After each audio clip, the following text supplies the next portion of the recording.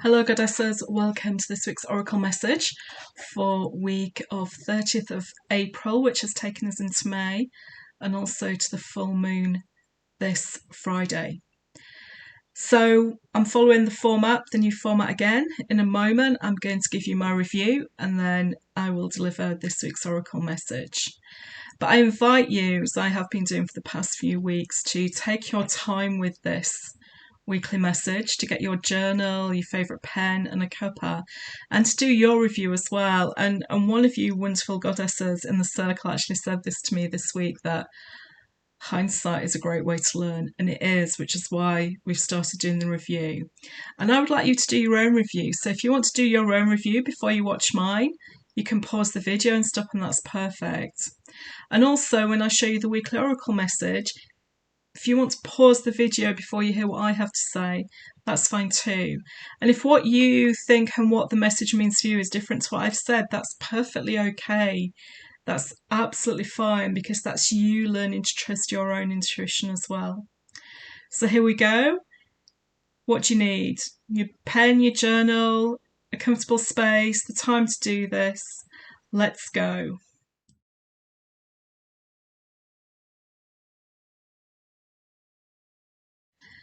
My review for the past week for frequency, which was our message last week, is an interesting one. I would say my frequency has been a little bit up and down. So as you do your review, 2 questions for you. How was your frequency last week? Were you fairly balanced? Was it fairly steady? Was it fairly steady in a positive way or fairly steady in a negative way? Were you able to change it when you noticed it wasn't where you wanted it to be? Did you notice the impact that other people's frequencies had on you? And one of you did post in the group that you had felt your boundaries, you'd given away some control of your boundaries, recognizing that frequency, but was able to kind of balance it out and correct it. But also, did you take on board the guidance that came, which was around choosing an event during the day that you do more than once, to use that as a time to tune into your frequency? So for me, it was more than one event. It was when I had a drink or had a cuppa, usually when I was, filling my glass with water and hydrating, I took that opportunity. I hate to be toilet focused, but I also do it when I'm on the loo, because that's just a little breathing moment. And also kind of looking at the clouds. And those 3 things for me during the day help me stop and think about it. So did that work for you? And did it work enough that you want to continue to do that? Every time you have a drink, every time you prepare a drink, or whatever the trigger was for you, is that something that you want to carry on doing for a little while? Because you can. Just because we did it for 1 week means we have to stop. So if that's something that works for you and helped you, then carry on. So what did you learn about frequency last week? Did you learn that actually you do have a little bit of control over it? You are not at the whim of all your emotions. We feel our emotions. We pay attention to them, but we don't have to get caught up in them. We don't have to get caught up in the frequency. Did you feel that you could recognise the frequency and go, oh, okay, this is the feeling that's coming up. Let me breathe through it, wait for that to move on, and then I can change how I feel?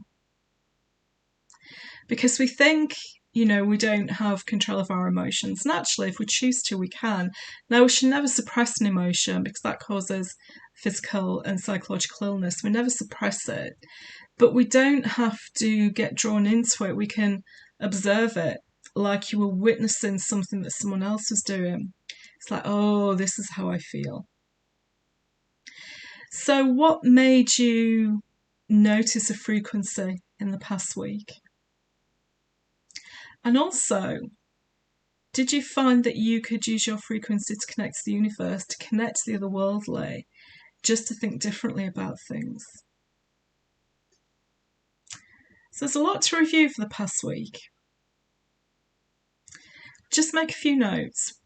Bullet points, it doesn't really matter, but just make a few notes to yourself about what you understand about your own frequency now.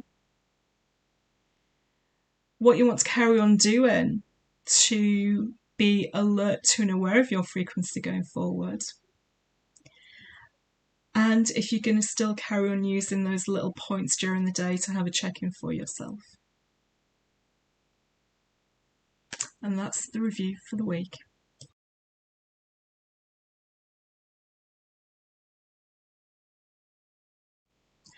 For this week's Oracle message, I've asked the universe, what do we need to know for the week ahead as we come up to the full moon? And the message was moonlight. It's from the Intuitive Elements voice, which is around the big macro ideas and concepts of spirituality. So we have moonlight, and we have the word shadows, and we've got some stars around it, and we've kind of got this reflection here.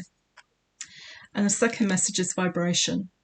So from the frequency voice, and the vibration is, what we're creating. So before I give you my interpretation, feel free to pause the video and just, as you look at this message, don't exert yourself, don't, try too hard. Just look and just describe the message to yourself, make a few notes, and just see what comes to you. And do the same with this one. And maybe you just make some notes about the colours, what the colours mean to you, what the words mean to you. But if you want to, and you feel inclined, pause the video now and just make some notes about your own interpretation. And don't worry if your interpretation is different to mine. It's okay. So I love that this message came up in the week that we have the full moon, because the full moon is about visibility, brightness and shining, and that's what this message is. It's about moonlight, and we can see we've got a full moon here, and in the word we have shadows. So we're being asked this week specifically, what is stopping us from being as visibly shining and bright as we could be? Or alternatively, if you feel you are shining as brightly and you're as visible as you can be at this point, then that's okay. That's good for you to know. And if that's what comes for you, that's okay. But if you think there's you've not hit the full brightness yet, or the full visibility, or the full shining on yourself or something that you're doing, it's okay. There's no blame, shame or judgment or guilt around it. It's an opportunity to say to yourself, okay, I wonder why. Is it something in me? Is it something in my circumstances around me? Is it my environment? Is it the other people I have around me? Is it maybe what I'm trying to do actually isn't the right thing for me? And I'm kind of like a little bit in denial about that. And maybe I do need to be doing something else. So it's really about what's going on in the shadows of our mind, what's going on in the shadows of our soul, what's going on in the shadow of our life that prevents us from shining brightly. Let's take a few moments to sit with that right now. So I have very consciously disengaged from a business relationship that I had this week, that I've had for quite some time, and it just naturally came to an end for me. It came to a natural conclusion, and I delivered that message to someone this week, and I did it as compassionately and constructively as I could, and I felt released. I felt that business relationship was not allowing me to shine. It was casting a shadow over me. I was allowing it to cast a shadow over me, and I was not being as visible and shining as bright as I felt I could be. When I'd had that communication, I felt like something had been lifted. I felt relieved. I felt there was a release, and all of a sudden I felt I could do all these things that I'd been putting off, or not that I didn't think I could do, but for some reason I had not done them. So I had been living in the shadow of that, and that was my choice. I'd been doing that very unconsciously.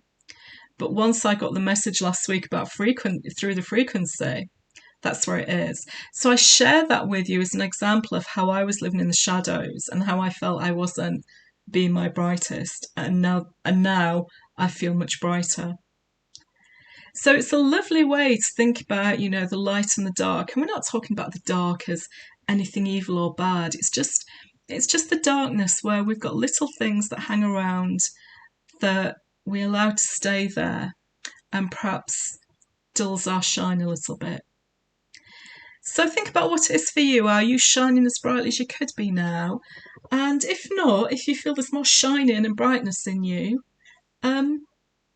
what's happening in the shadows? What's happening in the shadows of your mind and your soul? What's happening in the shadows of your environment and the people that you're around? Because how do we get back to shining? Well, we've got the full moon coming up, and that's going to help us. And it's the vibration message. So it's very similar to the frequency message last week, isn't it? The frequency that we put out.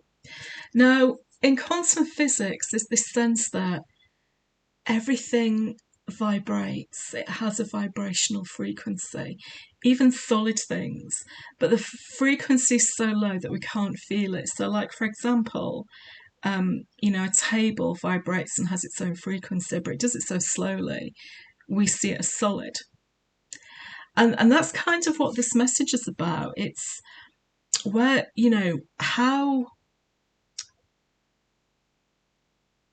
what's the strength of our vibration? And has our vibration got stuck somewhere? So is it stuck in a shadow somewhere?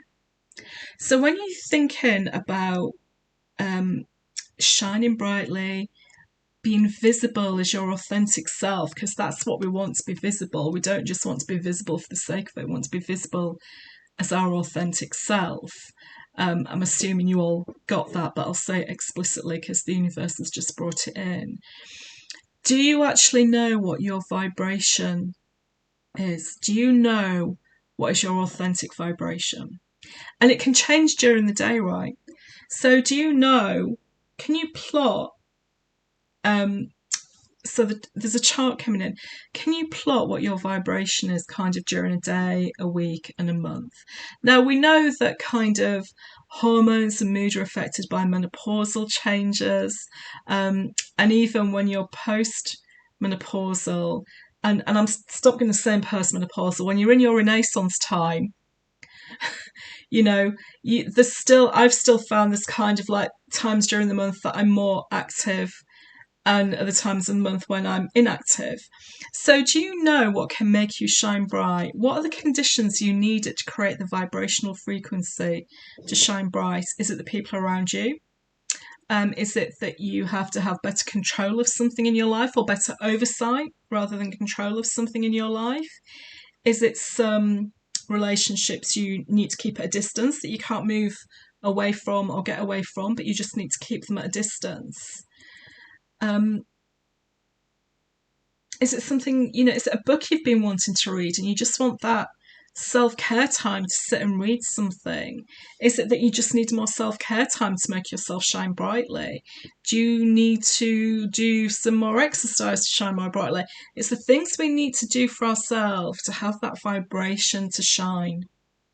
And maybe you need help from someone else to do some of those things, and that's perfectly okay if the help you're getting is actually helping you to shine more brightly as well.